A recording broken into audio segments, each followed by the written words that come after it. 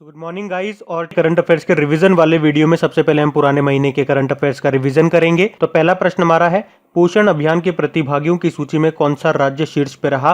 तो आंसर होगा तमिलनाडु। मतलब इस अभियान में भाग लेने वालों की संख्या के मामले में तमिलनाडु टॉप पे रहा है। पोषण अभियान ये गरीब क्षेत्रों में बच्चों, महिलाओं और गर्भवती माताओं के पोषण को सुनिश्चित करने के लिए है ये अभियान। तमिलनाडु की कैपिटल चेन्नई है। मुख्यमंत्री है एडप्पाडी के पलानीस्वामी, गवर्नर है बनवारी लाल पुरोहित। फिर है वेल्थ रिपोर्ट 2020 में भारत किस स्थान पे रहा है? भारत 12वें स्थान पे रहा है। मतलब किस देश में कितने लोगों की नेट वर्थ $30 मिलियन से ज्यादा है, उस रेस्पेक्ट में ये रिपोर्ट आई है।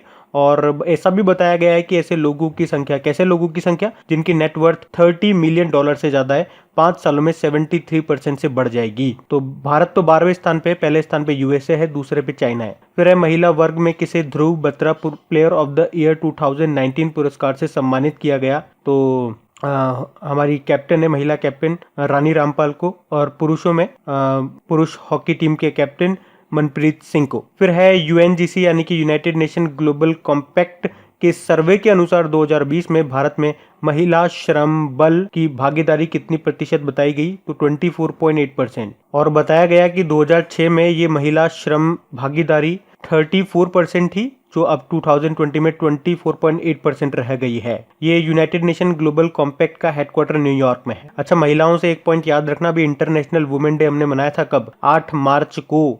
और नेशनल वुमेन डे मनाते हैं कब? 13 फरवरी को, सरोजिनी नायडू जी के जन्मदिन को मनाते हैं। फिर है एसबीआई लाइफ इंश्योरेंस ने किसे अपना एमडी सीईओ नियुक्त किया? पुनः नियुक्त किया गया है इनको संजीव नोटियाल को। फिर है भारत हिंद महासागर आयोजन के पर्यवेक्षक के रूप में किसे शामिल किया गया? पर्यवेक्षक यानी कि ऑब्जर्वर। तो आंसर होगा भारत को। भारत हिंद महासागर यानी कि इंडियन ओशन कमीशन। फिर है 19वीं राष्ट्रीय पैरा एथलेटिक चैंपियनशिप का आयोजन किस शहर में किया जाना है? तो मैसूर कर्नाटक में होना है ये। अच्छा, पैरालंपिक कमेटी ऑफ इंडिया की नई अध्यक्ष किसे बनाया गया था? तो दीपा मलिक को बनाया गया था। हरियाणा की हैं, ये शॉटपुट प्लेयर है। और आपको याद होगा 2019 का राजीव गांधी खेल रत्न पुरस्कार मिला था इनको बजरंग पुनिया के साथ में।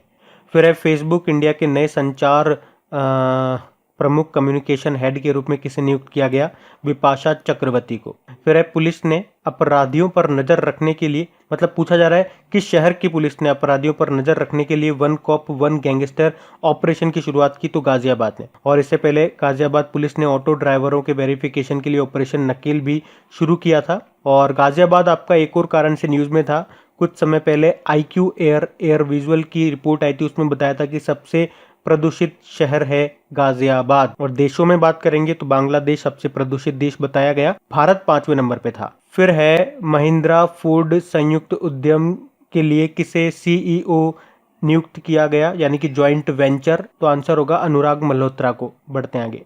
फिर है किस भारतीय को अमेरिका के अपील कोर्ट के DC सर्किट का मुख्य न्यायाधीश नियुक्त किया गया? तो आंसर होगा श्रीनिवासन को। फिर है world wide education for the future index में भारत किस स्थान पे रहा? 35वें नंबर पे रहा। टॉप पे फिनलैंड रहा है। मतलब किस देश में छात्रों को कौशल आधारित यानी कि स्किल बेस्ड शिक्षा दी जाती है, उसी बेसिस पे ये रैंकिंग बनाई गई है।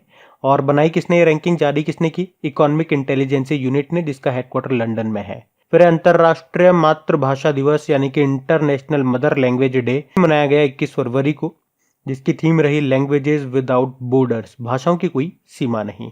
फिर EY entrepreneur of the year award 2019 से सम्मानित किया गया किसको? कई बार हम पढ़ चुके हैं, किरण मजूमदार शो को।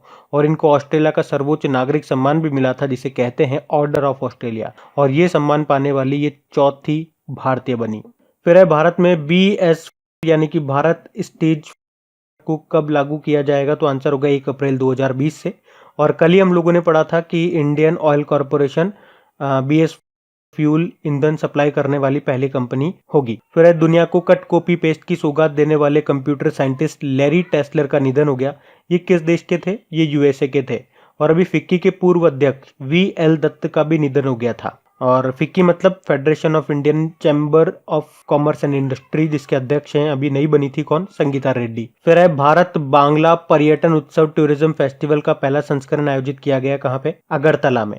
पर्यटन को बढ़ावा देने के लिए है ये फेस्टिवल। फिर है ESPN स्पोर्ट्स अवार्ड्स में द करेज अवार्ड पाने वाली पहली विजेता कौन बनी? दूती चंद बनी है।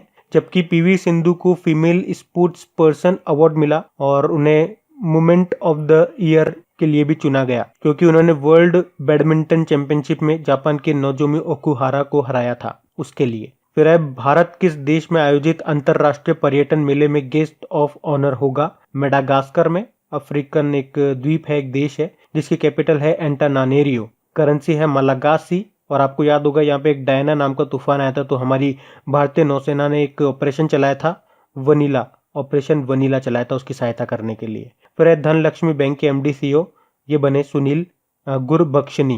केरल में इसका हेडक्वार्टर है धनलक्ष्मी बैंक का। बढ़ते हैं आगे।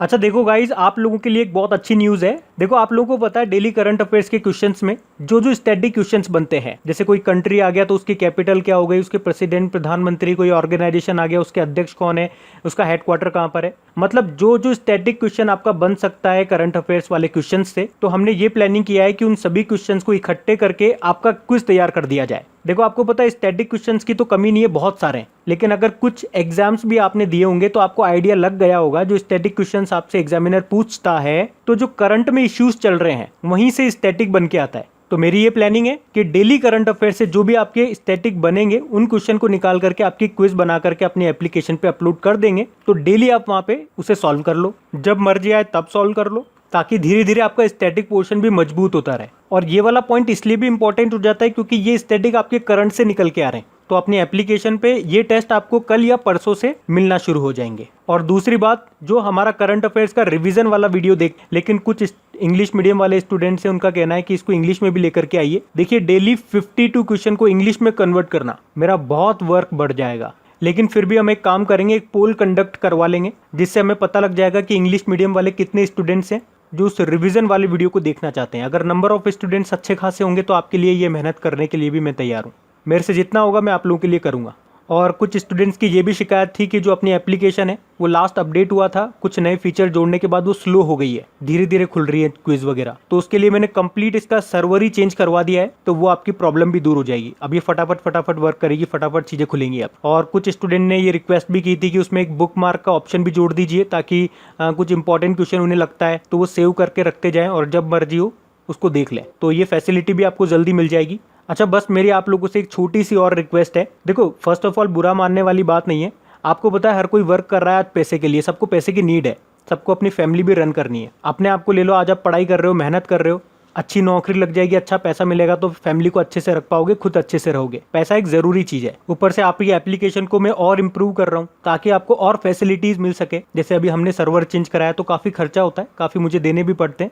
चिंता मत करो, आपसे नहीं बोलूंगा देने के लिए, लेकिन हाँ एक छोटी सी हेल्प आप जरूर कर सकते हो। मेरी एप्लीकेशन जब आप यूज करते हो, कोई टेस्ट वगैरह लगाते हो, अगर कोई एडवर्टीजमेंट आपको दिखता है तो प्लीज उस पर एक बार क्लिक जरूर कर दिया करें आप लोग। उसमें आपका ज्यादा टाइम नहीं लगेगा। जैसे आप किसी एडवर्टीजमेंट पे क्लिक करेंगे वो आपको अपनी साइट पे लेकर के जाएगा। जैसे ही आप उसकी साइट पे जाते हैं वापस से बैक बटन दबा करके एप्लीकेशन पे आ जाओ। मुश्किल से 2 से 3 सेकंड आपको लगेंगे और ऐसा करने में मुझे नहीं लगता आपको कोई आपत्ति होनी चाहिए। अगर इन चीजों से आपको हेल्प मिलती है तो प्लीज थोड़ी सी हेल्प आप जरूर करें मेरी, क्योंकि YouTube पे आजकल बहुत स्ट्रिक्ट रूल हो गए हैं, नए नए रूल आ गए हैं। तो जब तक डेली के अगर आपके 50,000 के ऊपर, लाख के आसपास व्यूज नहीं आते हैं तब तक तो बस एक यूट्यूबर को इंतजार ही करना है उस दिन का। तो इतना सा मेरा कहना था। तो इतना सा आप अगर कर दोगे तो मेरे को एक बैक सपोर्ट मिल जाएगा ताकि मैं एक जगह फोकस दो करके काम कर पाऊँ आप लोगों के लिए। और मेरी किसी बात का अगर किसी को हर्ट हुआ हो तो बड़ा भाई समझ के माफ करना। तो चलिए अभी आगे बढ़ते हैं।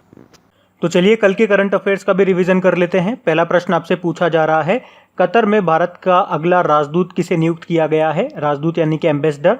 तो आंसर होगा दीपक मित्तल को। कतर जिसकी कैपिटल दोहा है, करेंसी है कतरी रियाल। और अभी बहरीन में भी भारत के अगले राजदूत नियुक्त किया गया है, किसको? पीयूष श्रीवास्तव को। बहरीन की कैपिटल मनामा है, करेंसी है बहरीन दिनार।